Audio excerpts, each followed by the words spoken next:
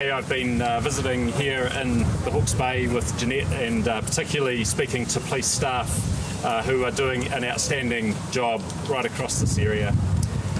Jeanette is responsible for Tairawhiti and Hawke's Bay. We've got about 100 additional staff across this district supporting with the activities that are our responsibility, particularly at the moment focused on trying to reunite people who are missing with their family. We've had roughly 4,500 people reported uncontactable, and we've had roughly 900 people report themselves as okay. So really encouraging families who have made contact with their loved one to let us know. We've got about 80 staff at the moment trying to reconcile people uncontactable with those who have been found. It's clear that the scale of the devastation here is really significant, and that has affected our people as well. I'm blown away by the way they have turned up to work despite their own personal circumstances to make sure that we get the help to the community that's needed.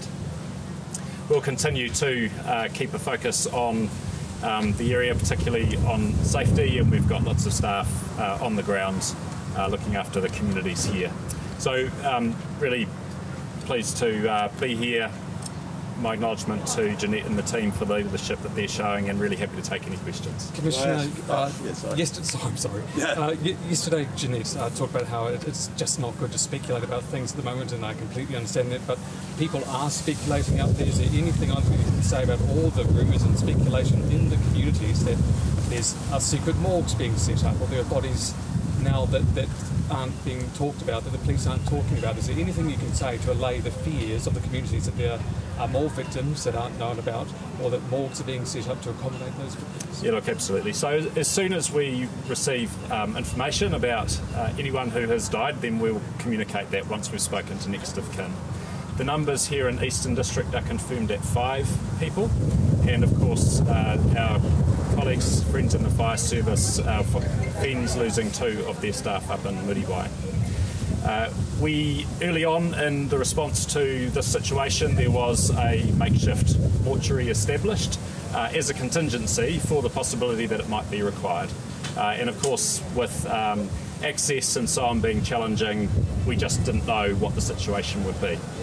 We have much work to do in terms of the homes that have been impacted the worst, and our colleagues at FENS take responsibility for clearing addresses where there's silt and everything else. And so if people are found, then we will let media know, we'll let obviously family know first. But right now, confirmed numbers are 7 people deceased. Can you say whether you are expecting any more with the reports that you've had from the likes of helicopter pilots and other emergency workers who, and I'm sorry to sound so insensitive, say yes, we have seen others deceased? Can you put any trust in those reports? Do you know if that Look, I think there's always the possibility that we will find more people who have suffered in this situation. It is not the case that we are yet able to say that there's a significantly larger number than what we already know. So we have to be prepared for the possibility. It will take time to work through the worst affected locations, but right now the death toll stands at 7. There's quite some concern out in the community about the potential for looting. What special precautions are you taking to reduce or hopefully eliminate that risk? I've another question after that too. As I said, we have 100 additional staff on the ground across Hawke's Bay and Tairawhiti. We also have the Eagle helicopter available in the region as well. So we will be taking a very close focus on the law and order security around these communities that have been so badly affected, and you can expect that we will be dealing very swiftly with anyone who plays up in that way. And one other question, I was over when Puramai and that area was being evacuated a couple of days, I think, on the 2nd day. And when people came, there were a lot of police, there were good police presence, but a lot of the people there didn't, and the police didn't seem to know where to go, what to do. They were all brought out, some on crutches and wheelchairs and everything, and they're just all milling around saying, what do we do? And nobody seemed to know. Is there a sort of bit of a lack of centralised coordination? What's happening? Obviously this has been an incredibly dynamic situation, particularly in the early stages. What I've seen today is a calm purposefulness about all of the activity. The police staff I've spoken to are an incredibly good heart and doing outstanding work, as are the team here in the coordination centre. So I'm very happy with what I've seen. I think the pace at which resources have been mobilised and the structures that are now in place stand us in good stead. Sorry guys, last question. Tensions are high right now.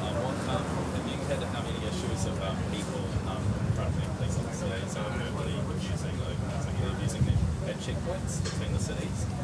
Yeah, you might speak to that. Yeah, they've had, there's been pressure. So it's incredibly distressing time for people, and I think the magnitude and the pressures of trying to get access to the lack of power. There's no phones, for people, and that's tough. And so it puts extra pressure on people, and that for them sometimes can play out where they're angry, and rightly so, because it's hard for them.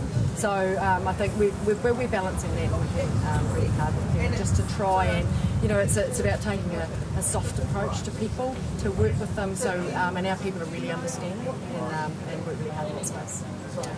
One of the things that I think is really important to note is the way the community is coming around each other in this period, and that's the sort of behaviour we need to keep encouraging. And there are some heartwarming stories out there of things that have occurred, and of great courage as well, demonstrated by our staff. So in the fullness of time, those things will come out. In the meantime, we need to look after each other, and places they're doing that as well. What impact has the floods had on your own staff members? Have many of them been affected? Our staff members, yes, we have. We have 7 staff members that have lost everything, and they're back. The majority of the ones that can come back have come back in. They wanted to come in and be part of what's going on because they're part of the community. They live in the community. They know their people in the community, and they really care about them. So they're back out working really, really hard. But what amazes me, and I'm incredibly proud of it, and I know the Commissioner is as well, their ability to hold their heads up, hold it together, and go forward and look forward. Look forward for people to actually, how can we go? How can we get on? How are we going to look ahead and rebuild our beautiful Eastern District? Thanks very much, everyone. Thank you.